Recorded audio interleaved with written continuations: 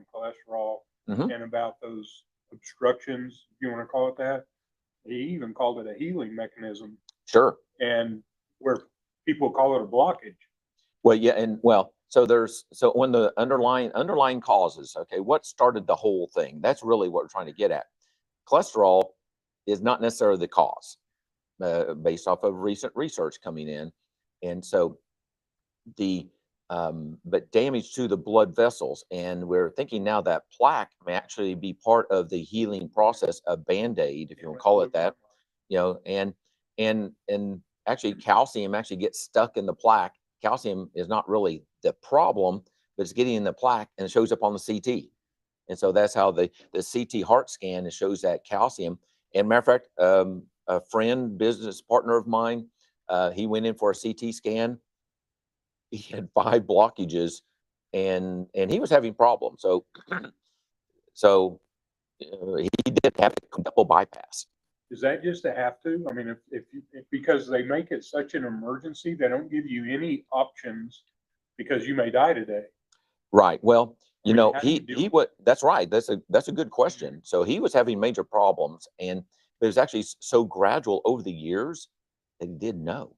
And so he was actually a golfer, and carried his own bag when he was younger, and then he got to the point where he wouldn't carry his bag and used a cart, A full a car. pull cart, and then went to the golf cart, driving the golf cart, and he had a chipping green in his backyard, and he took care of that. And matter of fact, he had a beautiful large acre piece of land with his house, and had a chipping green back there. And eventually, just gradually, he ended up having to hire somebody to take care of that because he didn't have the stamina, but he didn't know what the problem was. But he was actually getting tired and fatigued. I saw him the the evening, late evening, after that surgery, and I said, can you feel a difference? And he said, yes. He said, I hurt. And matter of fact, he was hugging his bear because they split him open. He's hugging that bear to keep his chest together. But he said, I feel more alert now, even though he's under drugs and all these kind of things. So he could feel the difference. So, so the video I watched, there can be some compensating mechanisms where the body can actually grow new blood vessels to bypass that area, improve the circulation. Some angiogenesis, new blood vessel growth. Um, I haven't evaluated everything about that video, some of the claims that doctor was making. Matter of fact, he did lose his license. So The doctor yeah, that I yeah. sent you So the video. from what I understood, I did a little background check on him. So he's controversial, and he did lose his license. And so once again, but it makes me think. Okay, and that's what I want to do today is I want to help you think, and we got to get to the source of the problem. And cholesterol is not always a problem. Matter of fact, many years ago, the first cholesterol drug that came out was called, I'm not going to say the name because I don't want to get in trouble. Anyway, that first cholesterol drug came out. Um, I had a pharmacy, and husband and wife came in, and they both had high cholesterol. They had a family history of heart attacks. So the doctor said, well, we're going to put you on this medicine. And they said, well, we'd rather, eat healthy and eat no cholesterol. So for 3 or 6 months, they had no cholesterol, no eggs, no red meat, nothing. They had their cholesterol tested again. Their cholesterol was higher because our body has to have cholesterol. We have to have it. It's a precursor to many different things in our body. Actually, every single hormone in our body, cholesterol, sex hormones, estrogen, testosterone, all of those, and many other chemicals. I can't even tell you, I haven't really studied that in great detail, but we have to have cholesterol. And so the cholesterol, they did end up taking that medication and ended up with some side effects, from it. And matter of fact, that drug is no longer on the market. So it's just not is not popular, and they've gone for newer ones that seem to have fewer side effects. So, but we do need to pay attention to familial type histories. So if a person has a family history of heart attack or stroke or kidney disease, okay, we need to pay attention to that because you may have inherited some tendencies, but it's our food and our lifestyle and activities that allows that to happen. And it's not just cholesterol. Okay. We may have got our parents' genes and genetically we're following them, but we are also raised by them. And we had that So- tendency to do those things. So we're cooking the same way. And Mhm. I mean, this is how mom used to do it. That's right. That's that story I told about the pot Yeah, roast, yeah. about cutting off the end of the pot roast Yeah. was because grandma and Meemaw did it, and they did it because it wouldn't fit in the pot. Yeah. Okay. And that's a reason why, but nobody else knew that. They didn't pass on the why on that. And so, yes, we have a tendency, and I was raised eating dessert every night after dinner and things like that. And my parents did not live a long life. My family deal was chicken fried steak and gravy and mashed potatoes. And no salad, no fire, none of the No other none of the things. good stuff. Just, a gigantic plate of that. So comfort food. And that's what we And- that's what we knew. Yeah. And so therefore, what's nice is that we have these channels, these social media channels, and the internet, so we can learn and learn from YouTube and do. I like the term critical thinking. We need to be thinking about what we're doing and questioning. Even the video that you shared, I'm questioning that. I'm taking that information and processing that and trying to be smart Right. about it. I knew that you would be able to pick it apart. I didn't Mhm. have the ability to, and I just thought it would be a great topic. Yeah. And so I'm glad you took the time to look at it and created a handout, which is Handout on our the websites, Learning Center. on the Learning Center at prevailovercancer.com and at hyperbaric.plus. We have this handout. It's a free handout. It's going to be there for about a week, and then it'll be changed, for the next seminar. So I'm going to go through this and just kind of highlight some things. I'm going to try to concentrate on the positive things, actually things we can do, to reduce these concerns. So cholesterol, heart attack hypothesis, what we've been told, that LDL cholesterol, which is the bad cholesterol, is a risk factor. The HDL is the good stuff. I've seen people with high HDL and low LDL still have heart attack. Okay, so that's not the only factor. And so lowering it through, no matter what the mean, is going to reduce that risk of a heart attack. Well, that's where I try to concentrate on the person that has a problem. So when a person comes to me, I'm going to say, okay, what's your blood pressure? Are there any organs that are being involved? Kidney numbers, are those decreasing? Okay, we've got to pay attention to circulation and figure that out. So, excuse me, but the evidence is evolving. We're learning, and the learning process is going a lot faster. Used to, it'd be at least 30 years of taking this idea that cholesterol may not be good. Now we're seeing it, evolve quicker. Mhm. And so we're able to learn that information, evaluate it, and apply that faster. So the evidence is weak that cholesterol is the cause. Cholesterol is stuck in that plaque along with other things. But what damaged that plaque? Matter of fact, that plaque, excuse me, also has what's called endocalyx. And I know y'all can't see this, but hair inside the blood vessels. That hair is kind of like what we have in the lungs. It actually helps process and move the blood cells and other things along. And if this is damaged and it's slick, now that allows that damage to start occurring. So this endocalyx, and there's actually supplements geared for that, repairing that and helping the hairs to grow, reduces the risk of heart attack and stroke. So matter of fact, it's interesting. It's not a part of this, so I'm going to say it now because it's not as like a supplement on here. By the way, remember, supplements had not been approved by the federal governments to diagnose or treat diseases. But there are studies showing that people that take glucosamine have a reduced risk of heart attack and stroke and dying earlier. Glucosamine helps with, we think of cartilage for arthritis, but it helps the calyx to grow, and it helps the lining of the blood vessels to be healthier. So therefore, it comes back to, we need to be eating more whole foods. Is very important. Processed foods that's overcooked, overfried, is more of a concern. So on that, but anyway, so glucosamine is one of those things I do take, both for my cartilage, and my blood vessels. The one good thing that doctor said is if you pick up a package and it has ingredients, put it back down. Yeah, He said it shouldn't have ingredients. that's right. You know, we need more simple foods. And matter of fact, I was talking to, and this is not just the United States. You know, I have clients. I had a client from Bahrain yesterday, and she was talking about, you know, her mother's health, and you know, and they have the same type of concerns in other countries. So processed food is a problem. So eggs. So we've been told the eggs are bad because of the cholesterol, and if I remember correctly, that original cholesterol story came from processed eggs. And so what they were doing was they actually had soldiers that they were feeding dried, reconstituted eggs.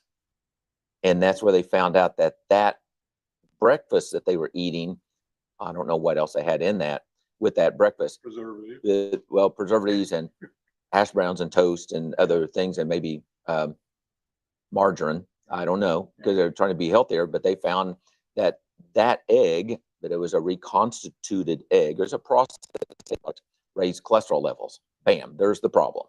Okay. Well, now we're learning, once again, eggs are not as much of a problem for most of us. So you need to be, you know, cautious. Once again, I want to stress everybody's unique, and we have to evaluate your blood pressure. For example, that's the number one thing I'm going by. If your blood pressure is going up, if it's high or going up, there's a circulation problem. And it could be caused by actually kidney disease itself. It can actually cause kidney disease. The kidneys actually make chemicals to help lower blood pressure. There could be a narrowing in the blood vessel. There could be a lot of fibrin or fibrinogen fibers in the blood. So there's many causes of that. You know, one of the newest things I've heard and that I never knew, I thought the heart pumped blood throughout your body. Well, no, it pumps it through 35, 40% of your body, and then your vascular system creates think of a snake, I think is what they were saying. Yeah, that's think good. Of a snake, and as that snake moves, it's moving. So think of a snake going down your leg, and it's pushing that blood to the end of your feet, to your toes, and then it has to push it back up. And if that falls apart, then that's where you get all this edema and yeah. edema. And when, I mean, that's a big, hey, everybody says your heart's failing. May not be your heart, maybe your vascular system is failing, not your heart. So the blood vessels actually are a muscle, and they can contract and relax. And so we've known that taking magnesium can help, typically can help lower, I'm not saying completely low, but lower blood pressure. But it helps relax the blood vessels. And when blood vessels relax, they open up. And so, but same thing with our bladder and our intestines. Those are also smooth muscles, the same type of muscle as inside our in the blood vessels. Same type of muscle, a smooth muscle. And then we also have the calyx, that hair actually helps push stuff through the blood through. And so we're once again we're learning so much more. Matter of fact, this calyx thing is like less than 10 years old. About that. Once again, you didn't know about that. I tell by your response, we didn't know about that. I thought that was. So I hear endothelial cells, the inside of the blood vessels, right? Is when you do hyperbarics. So the nitrogen load, nitric oxide, is going to make that. They call it, it's like lubricating the inside of a pipe, and that's what nitrogen does. So anyway, that's where I learned about that, but I never heard about what you're talking about. So, and that's part of it. Matter of fact, it's a muscle, and it responds to nitric oxide, and then nitric oxide actually opens up the blood vessel. When you're in the chamber and we're at depth, my arm does not look like that. I mean, all my blood vessels, you can see the blood vessels easier. They just pop out, and that was brought to my attention by somebody that works in the gym all the time. And he sat there looking at his arms for an hour. And I said, "What are you looking at?" Right. Yeah. And he goes, "Paul, this is me working out in the gym for 2 or 3 hours. And I'm just sitting here." Okay. I mean, that's how this all came up many years ago. And so we both did a little homework. And the next day he brought in a bottle of nitric oxide. Right. He said, "This does the same thing as your chamber." Right. Exactly. So, matter of fact, I've done a lot of vascular studies. I had a blood pressure cuff that would actually measure the flexibility of blood vessels, blood flow through the blood vessels, and an FDA approved, type of a test. And I would use nitric oxide and magnesium and sometimes the supplements, and then follow up in a month. And it's amazing the benefits we'd see, on that. So yeah, so eggs, are not as much of a problem for most people, on vascular disease, as we've been told. Well, real eggs, pasture raised, organic. Those are the best. Yeah, that's right. Exactly. Organic. Yeah, those are the best. They're going to be more natural, have more natural ingredients in them. And then let's see here. What actually raises LDL? I'm going to briefly just kind of go into that, touch on that. But trans fats, bad fats, hydrogenated oils, cooked oils, high temperature oils. Hydrogenated means they've actually forced hydrogen into it, changes the chemical structure, and now it's thicker, gunkier. And it's many times worse than saturated fat. Okay. So matter of fact, so this is actually following up on the new inverted food pyramid, type idea. Okay. We're learning that actually animal fats are probably not as bad for us. And I'm still qualifying my statement. I know I say that. I want to be cautious about that because we're learning. And so, but for most people, it's not as much a problem. Refined carbohydrates and sugars are the #1 problem. And so, matter of fact, years ago when I first started doing this, I can't remember the date on this, but I was just finally starting to realize, okay, I need to look at calories. And so my soda pop was 150 calories that I was drinking. Dr. Pepper. Five times a day. Well, a couple of times a day. I was raised like that, Actually, when I was young, we're all guilty in here. When I was little, we didn't have the money to buy soda pop. We were not rich. We weren't poor, but we were not rich. So we didn't have soda pop until I was a teenager. And so, we had soda pop once a week, when I was a child, Sunday night. That was a treat. But then it evolved to where we could have it all the time. And that is bad, especially that type of a sugar. That fructose is even worse than sucrose. And so, but I was looking at that Dr. Pepper, 150 calories, and then I was eating my Fig Newton cookie, and I thought, this is healthy, this is natural. As a matter of fact, it says natural on there, and it's got figs in it.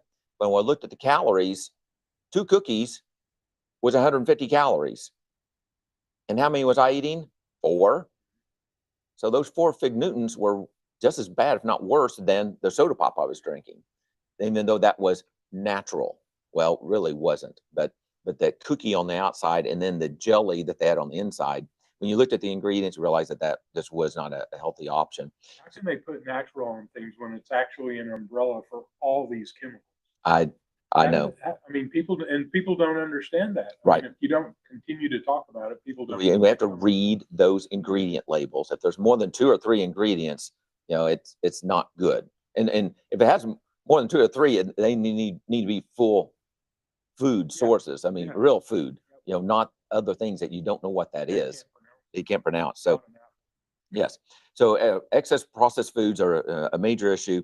And then saturated fats, might be an issue for some people, but we can't say that's for everybody based off of new research and the food pyramid type thing. So, is high blood pressure, or excuse me, is high blood LDL always dangerous?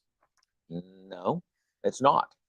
And so, and research is showing that too. So that's one reason why they changed the food pyramid, and LDL is not always a problem. But it's still part of the medical group, and the doctors are trained with this, and it takes it's going to take a decade before we see major changes. So that's going to be frustrating. I had a conversation with a doctor that goes to my church last night, and he yelled at me for an hour. Oh. And he's frustrated. I mean, about what? The medical complex. Oh, okay. He's frustrated. Because he thinks outside the box, and he said, "Paul, I'm handcuffed." And I mean, it was just a crazy conversation that I literally feel sorry for what he's having to deal with. Yes, exactly. Because they're stuck. Yeah. They are stuck in that medical practice and insurance, malpractice insurance that forces them to do what they're doing. Yeah. And so I have a doctor that I see, and he's stuck. He really wants to do more things in the natural area, but he can't. Yep. And so same thing. That's exactly what our conversation was. So there are some studies showing that LDL even has what we call a U-shaped curve, meaning that actually if there's not very much, that's bad for us. A moderate amount is good, and then a very high amount is also bad statistically. So it still might, but once again, I don't think it's the cause. It's getting stuck in the plaque, in the blood vessels. And by the way, I'm going to tell another story about a client that came to see me. So circulation can affect any part of the body. Here we're talking about brain and a heart and kidneys, but I had a husband and wife came to see me because I was doing vascular studies and actually having success with people that had erectile dysfunction. And so this husband and wife came in, and he had high blood pressure. That's what he told me. I saw all those things. He was overweight. Anyway, and so I took his blood pressure first before he even hooked him up to the machine. And I took his blood pressure. I couldn't take his blood pressure. He had irregular heartbeats. He actually, I assumed it was something like AFib, but it was actually both. Everything's all just messed up. And so I sat back and I said, well, you need to go to the emergency room. You're having an event right now, and I can't take your blood pressure. And I don't know what it is. You need to go to the emergency room. And while you're there, since you have some erectile dysfunction and you're going to be spending a lot of money, I had a feeling, ask an ultrasound of your carotid artery. So he went in, sure enough, he was in AFib and PVCs. They shocked him, got that under control. So he said, well, check my carotid artery. The doctor listened and said, yeah, you've got a problem. And so then they did an ultrasound of his carotid artery. It was over 80% blocked. Both of them were 80% blocked. And so he came back in a couple of days later and said, well, you were right. Everything you said. Yes, I had a heart problem. I have carotid artery issues. I said, well, indirectly, that's part of the erectile dysfunction issue too, is circulation is affected everywhere. So you've got other narrowing of the blood vessels in many different places. So we actually did give him a product that was called nattokinase, an enzyme on an empty stomach. And he actually did that for 2 months. And then they had him come back in for the Doppler again, ultrasound of his carotid artery, and the plaque was over 50% less.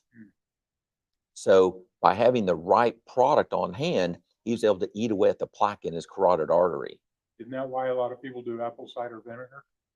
Part of it, yes. Yeah. And some of that acidity, normal acidity from foods actually can eat away at plaque. Are you a fan of doing a regimen? I mean, just something simple to do that's not going to hurt you? Yeah, it definitely could be. Matter of fact, there's studies showing apple cider vinegar helps lower blood glucose too. So once again, I do frequent salads with vinegar dressing, vinegar and oil, common, simple, simple dressings, on that. So I just want to share that story. So even if we have a problem, if we do the right things often, the circulation can get better.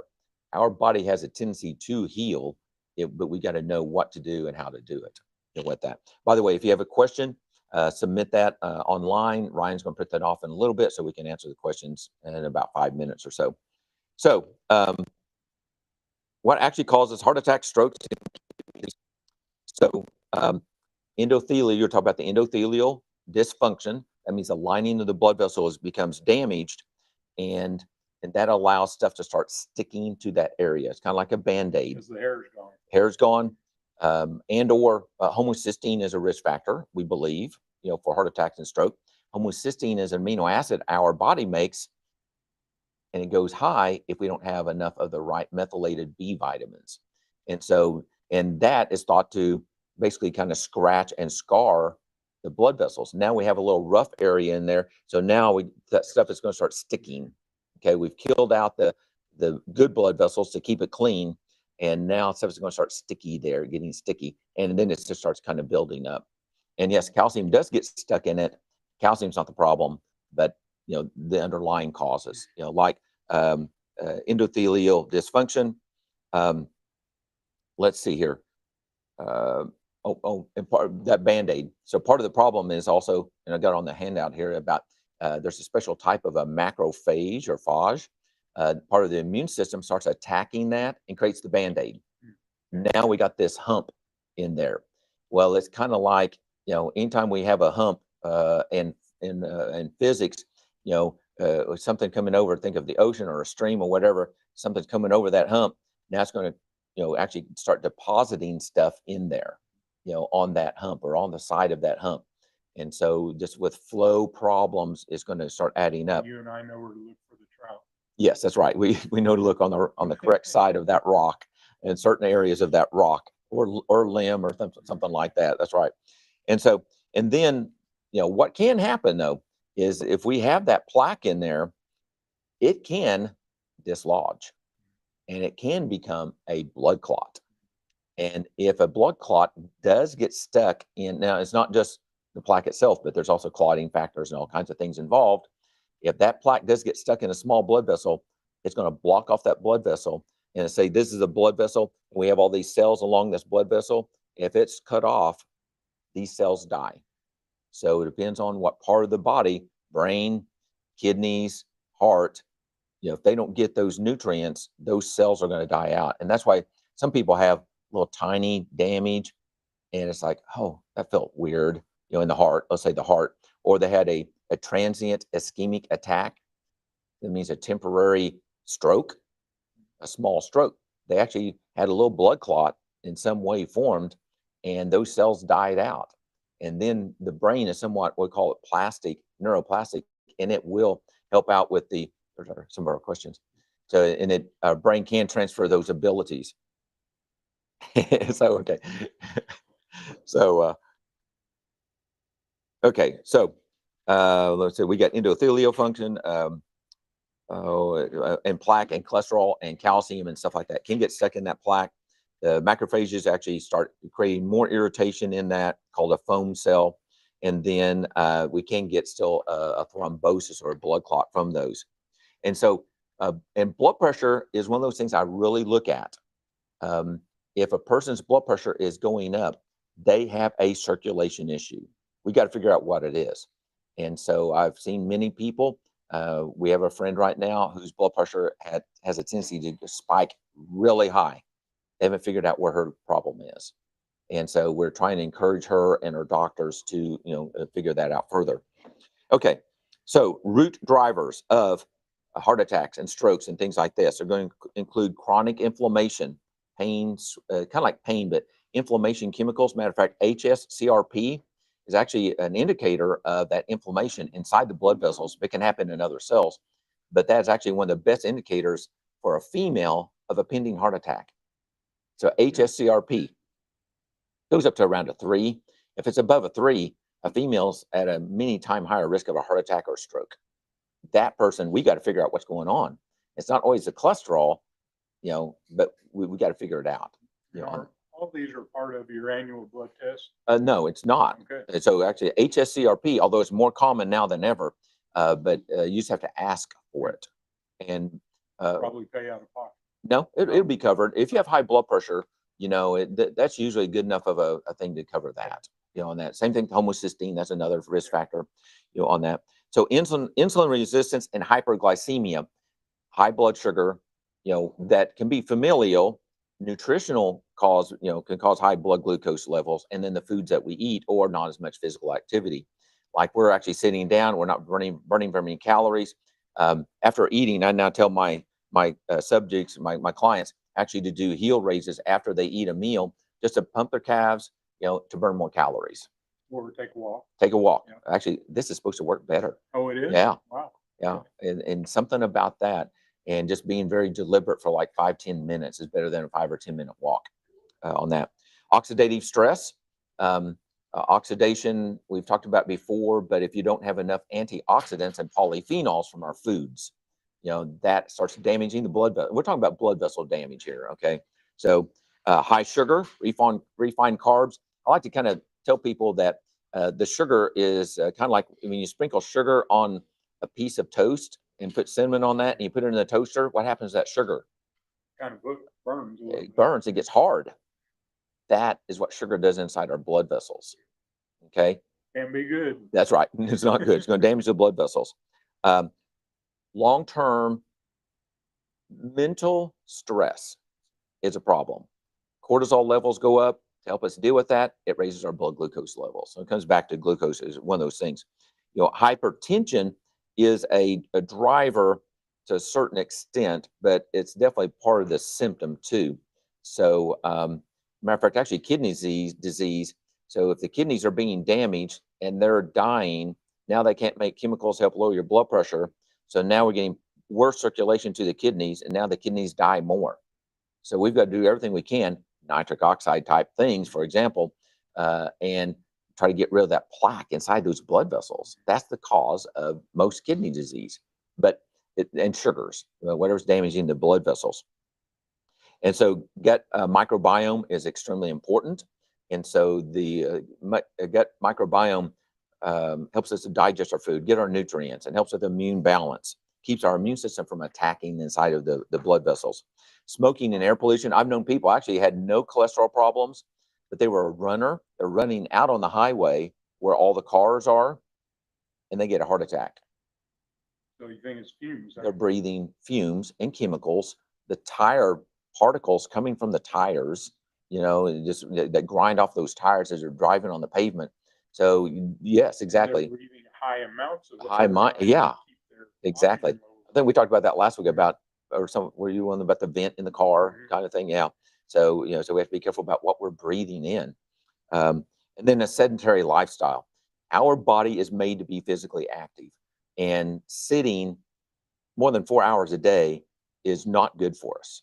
And we have to be physically active and to burn off those sugars and keep those blood vessels healthy. And we have to, if we do exercise, it just helps take advantage of the time to maximize that time involved. And then I mentioned kidney disease, bi-directional relationship. That's what I'm talking about. Kidney disease, creates more blood vessel disease.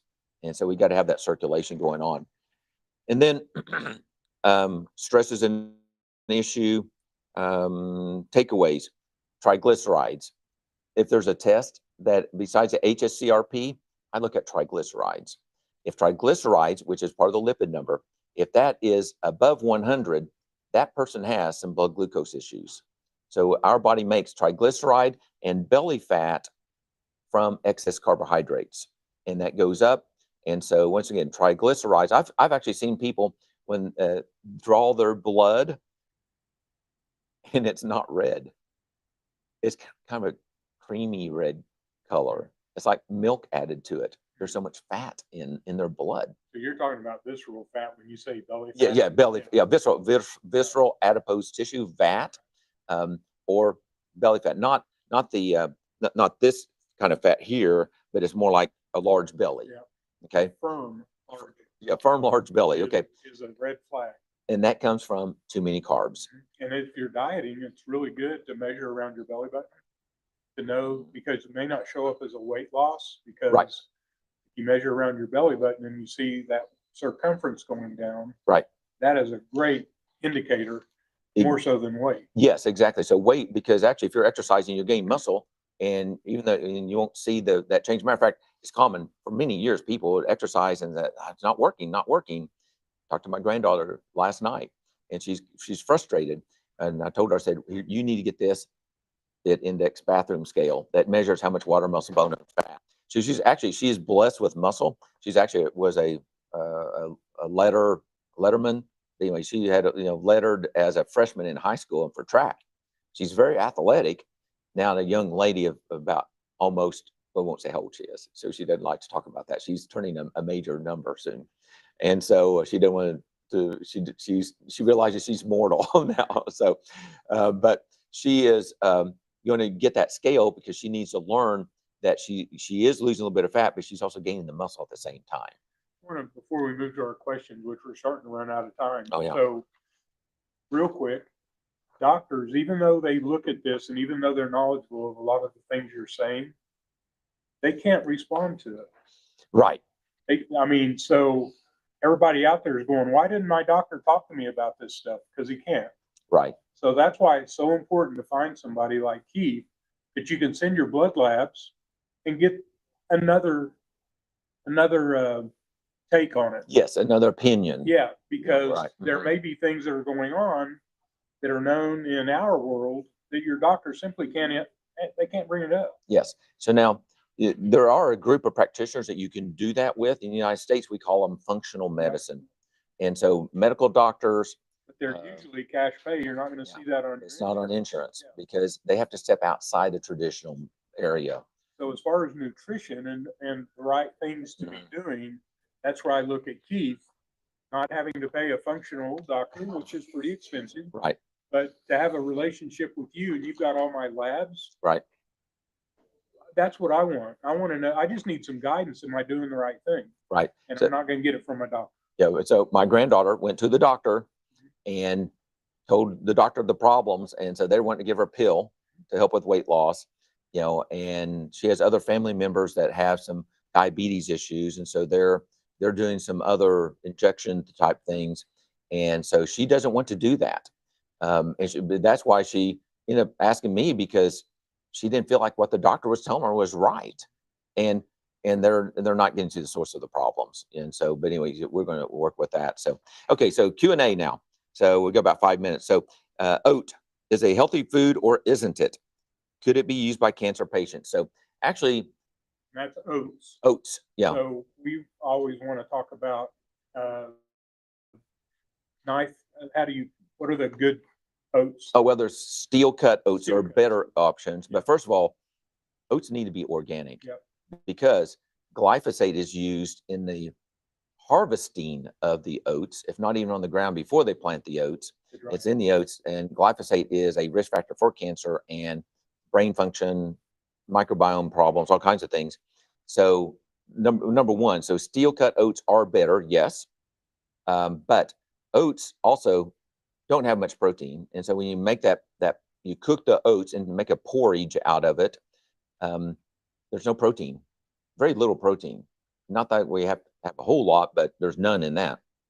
And so actually, blood glucose can spike from it. So therefore, there's a couple of studies, and this person probably seen this on my posts, and I've talked about this.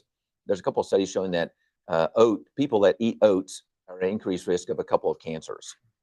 So once again, but it's a spike in the blood glucose, and could it be how it's fixed too? In my book, that's breakfast, and in my book, that's pasture-raised eggs. I mean, I don't know what else you would replace that with. Well, actually, another option is what kind of like, okay, so I've got. Well, there you go. I got chia seeds. Think outside the box. Yeah. Okay. So, I've got. I know how to get those outside the box. Yeah, you're going to eat that in a minute here, aren't we? So, anyway, chia seed, hemp seed. Actually, take the chia seeds, put in some hot water, and let it sit there in boiling water. In just a couple of minutes, it's actually created a gel. You put some hemp seeds in it, and now you've got, and if you want to, you can put some quinoa, a little bit of quinoa in it if you want. Now you've got a porridge, muesli type hot breakfast, if you have to have that. Then put some bright colored berries in there.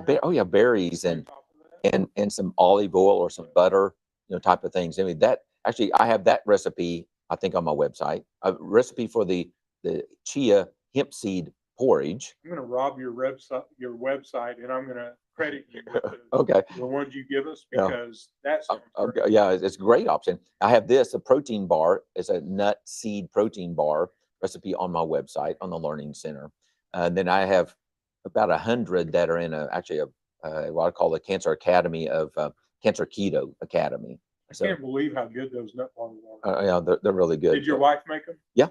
Well, tell her thank you. I will. Yeah. So those are awesome. Yeah. So and you're welcome, and I have to give them up myself because I eat one of these, and there's a little bite. I mean, I eat a square every afternoon, and it's got it just tastes good.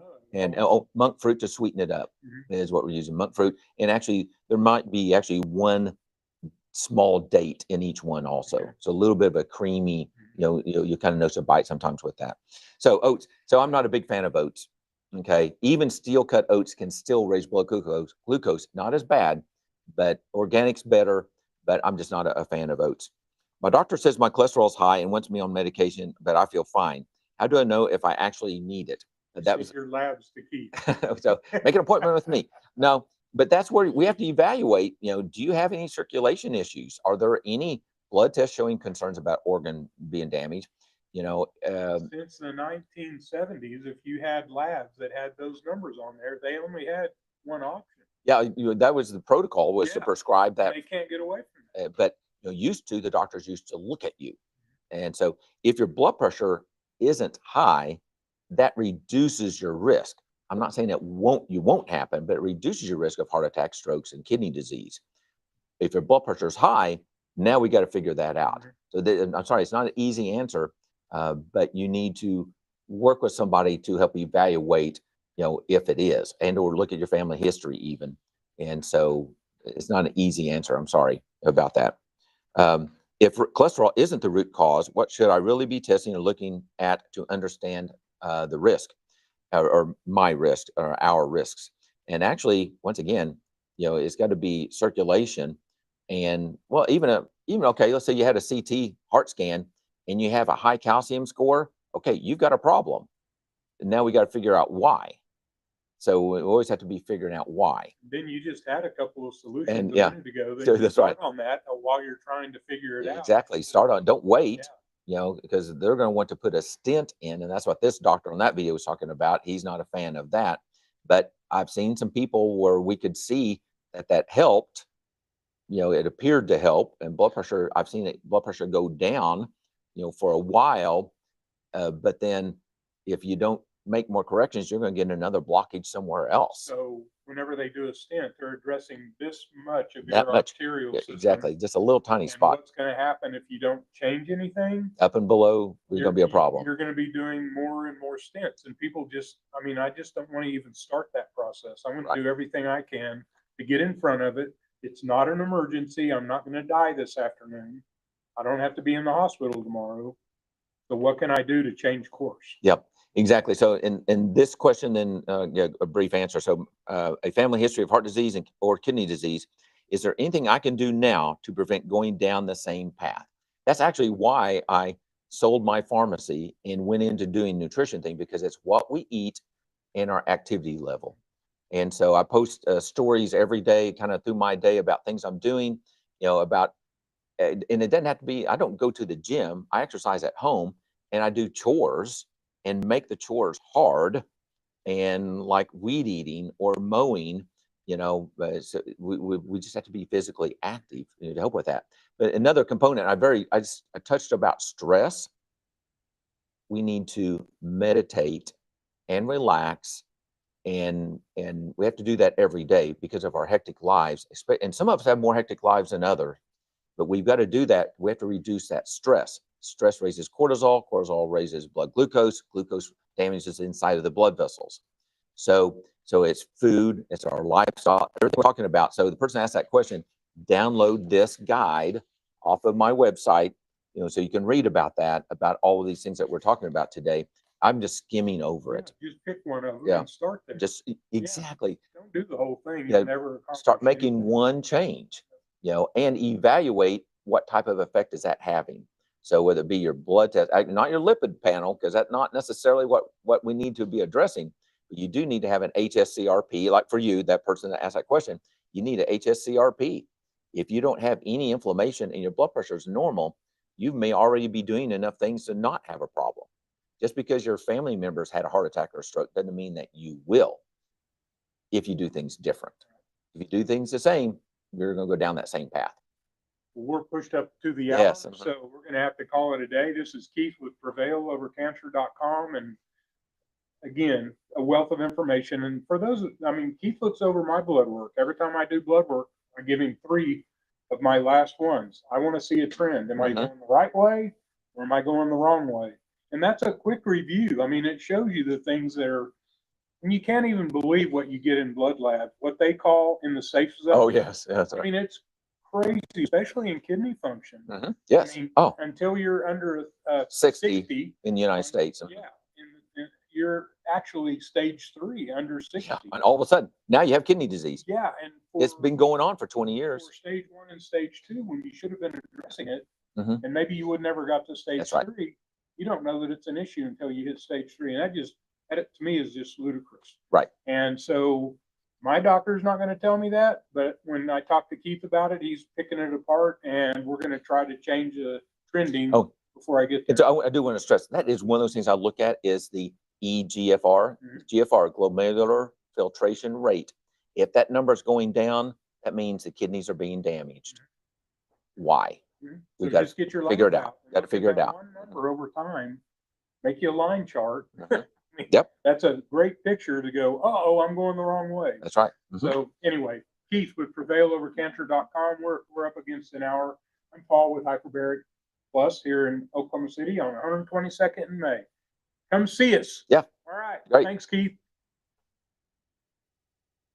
And you're not going to be here next week. I should have mentioned that, but That's okay. I'll have a great fill-in. What are you doing next week, Nate?